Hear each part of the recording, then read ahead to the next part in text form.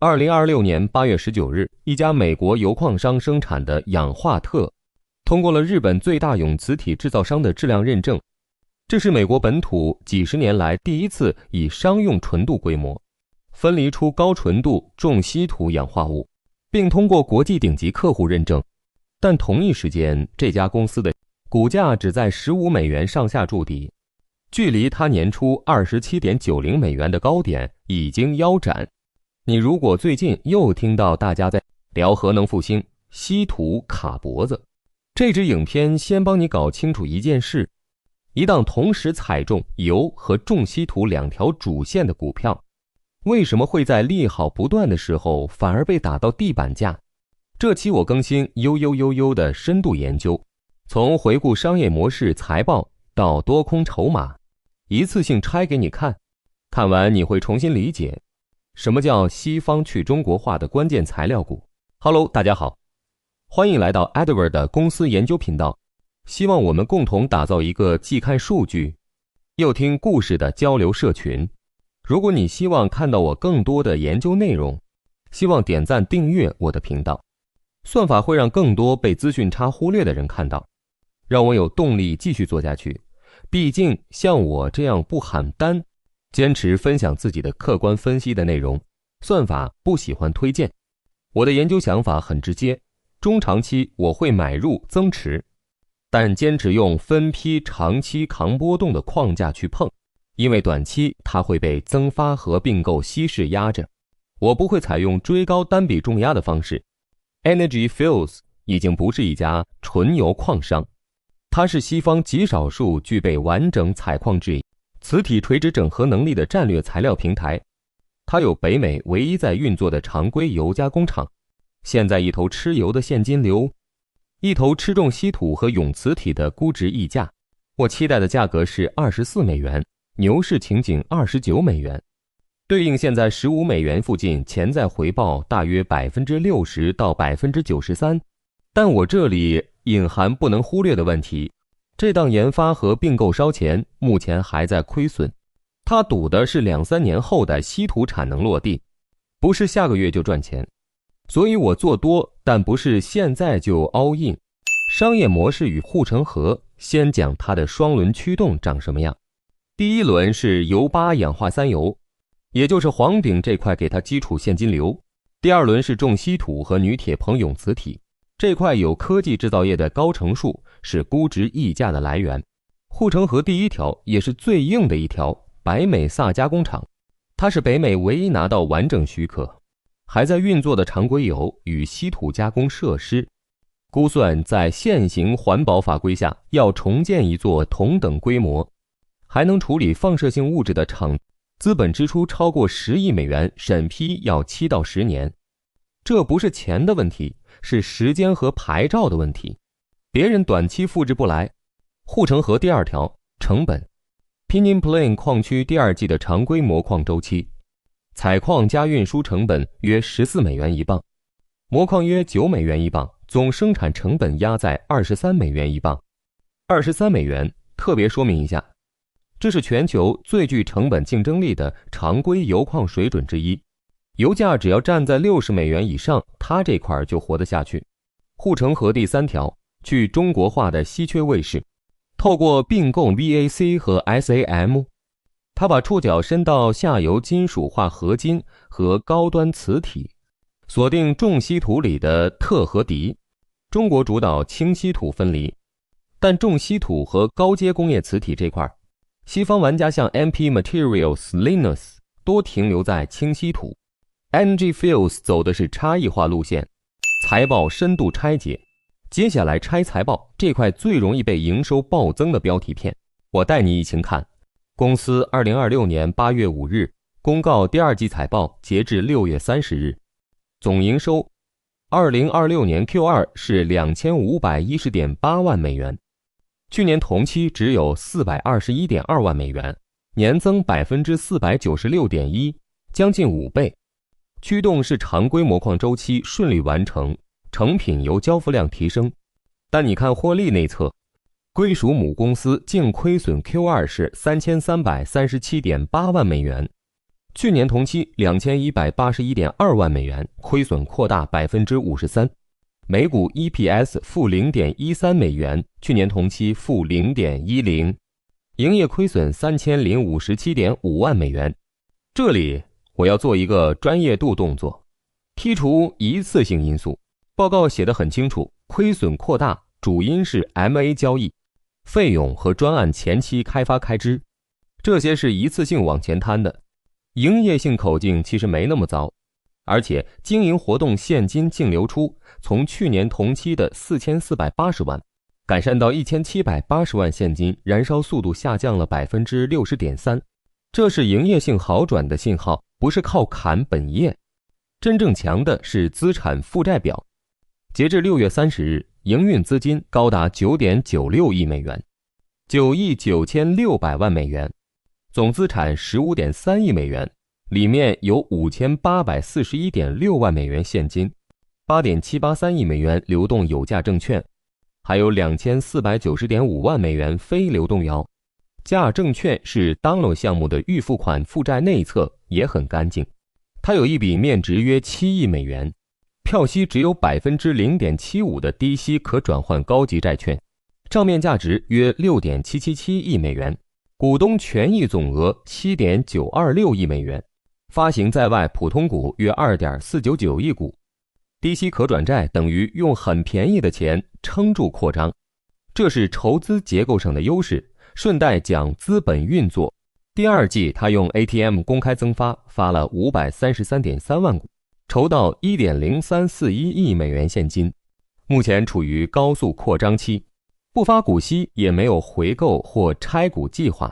这对想领息的人不是标的，但对想赌成长的人，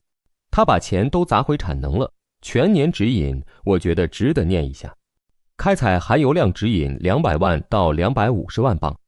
成品油加工量150万到250万磅。重点来了，上半年已经完成170万磅成品油，第二季单季就产出 86.5 万磅，提前达成全年指引下限，这代表生产确定性高，不是画大饼，是已经交货了。全年油销售量指引维持在150万到200万磅。我的想法是，财报表面是营收暴增，亏损也扩大的矛盾体，拆开看是本业变好，一次性费用拉低获利，资产负债表极厚。那么你看哪一层？你害怕还是兴奋？产品案例并购与政府筹码与治理。第三段我们来看产品落地、资本运作还有筹码面。一产品真的卖出去了，不是 PPT。 最代表性的案例，2026上半年百美萨加工厂产出美国数十年来首次以商用纯度规模分离的重稀土氧化锑，纯度 99.9%， 8月19日通过日本最大磁体厂认证，打进国际最高标准供应链。这是商用纯度产出加客户认证双重验证，不是单纯实验室数据。商业规模分离电路已于7月29日正式开工建设，目标2027年底投产。氧化锑和氧化镝用在电动车主、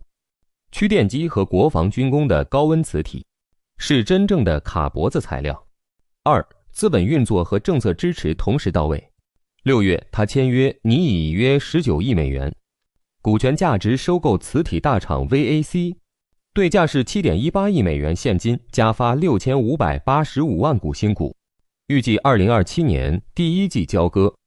同时全资收购 OSM 已过澳洲 FRB 和股东大会，法院批准。更关键的是6月18日他拿到美国战略资本办公室 OSC 高达 7.25 亿美元的高级担保债务条件性承诺，专门用在百美萨稀土产能扩建。7月29日犹他州重稀土分离工厂正式开工。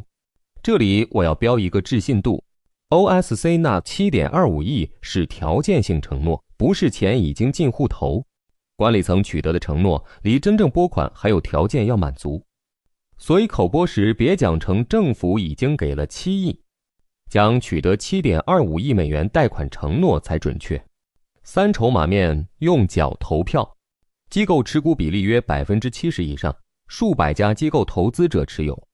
最新申报周期整体呈现净增持态势。期权市场更直白，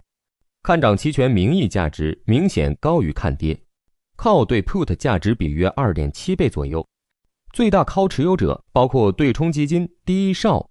最大 put 则有 Citadel 等。机构在赌后续催化剂的股价爆发力，这里面我也要提，因为换帅是个讯号。2026年4月15日 Recipe Apple 接替退休的 Mark Chalmers 出任总裁兼 CEO。 他有很深的 PE 背景和矿业资产营运经验，虽然上半年有几位副总在股价高位例行减持，但 CEO 和董事7月大额抄底。 CEO Behable 7月9日以约 13.08 美元均价，个人掏将近97万美元买了约 7.4 万股。 13.8 美元这个价格比现在股价还低，等于高管用自己的钱在13块筑了一道底。反方观点加我的认错边界。讲完多头逻辑，我们也要看看空方最强的几个论点。我只讲真的，不稻草人话。第一，跨国并购整合风险。 VAC 和 ASM 是高阶磁体制造，传统采矿公司没有这个基因，营运文化和技术链条要衔接，这不是并购签字就结束的事。第二，股权稀释。 VAC 交易要发6585万新股，加上第二季 ATM 增发，总股本会从约 2.499 亿股扩到约 3.16 亿股。短期每股盈余的弹性会被压第三大宗商品周期，有现货价从年初100多美元回落，市场担心周期见顶，以及若油价跌破60美元一磅，采矿业务现金流生成能力会受影响。第四，环保合规和原住民社区许可风险，这在矿业是长期变数。空方会强调这家公司故事讲得漂亮，但本业还在亏并购，还没交割，稀释先来，这点确实成立。但我和空方分歧的核心在于白美萨的资产独占性加已经落地的日本客户认证，让它有实体护城河撑住估值，不像纯题材股。什么时候我会觉得我现在错了呢？3个信号：一是 VAC 交割明显延期或被反垄断卡住；2是油价跌破60美元且迟迟不回；3是营运资金被并购和建厂烧穿，现金流恶化。这3个任意发生，我会进行调整。我的立场回到我的想法，因为我是有底仓的。如果继续建仓，我会考虑在区间 13.50 到 15.00 美元，分批进等24美元或牛市情景的29美元，风险止损设 11.50 美元。对我来说，它适合用闲钱，用时间换空间。它短期的股价压制因素增发，稀释并购未交割是明牌，所以我不会在利多新闻出来那天追高，但有可能在缩量筑底的时候考虑分批减。技术面上，股价已站上5日、20日、50日均线，短期下降趋势告终，但100日线 16.43， 200日线 17.44 还是上方强阻力，要过这2道墙才谈得上趋势反转。然后是我的几个关键假设：油价维持80到85美元一磅的基准情境，VRC 在2027年 Q1 顺利交割，OSC 贷款承诺转为实际拨款，重稀土工厂产能如期开出。只要这4个假设不破，我通过 SOTP 模型计算的每股公允价值约 22.50 美元， DCF 约 25.10 美元，就和现在股价有明显的安全边际。再一次声明，以上是我的研究观点，不是投资建议。你自己的部位，你的风险承受度，只有你最清楚。Energy Flows 的价值重估逻辑，核心就一句，他用白美萨加工厂，这道别人复制不来的资产壁垒，把油的现金流和重稀土磁体的估值溢价，串成一条采矿制磁体的垂直整合链。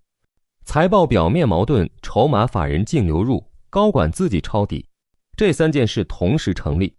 如果你觉得这一期帮你看懂，来一家又爱又怕的公司，现在点个赞演算法会让更多被资讯差割韭菜的人看到。像我这样不喊单，坚持分享自己的客观分析的内容，算法不喜欢推荐。订阅这个频道，我把硬核财报讲成人话。本研究仅供讨论分享用途，不适用投资建议。评论区留一个问题给你，你觉得采矿制磁体这条垂直整合是战略奇招，还是采矿公司跨界冒进？底下告诉我。我们下期见。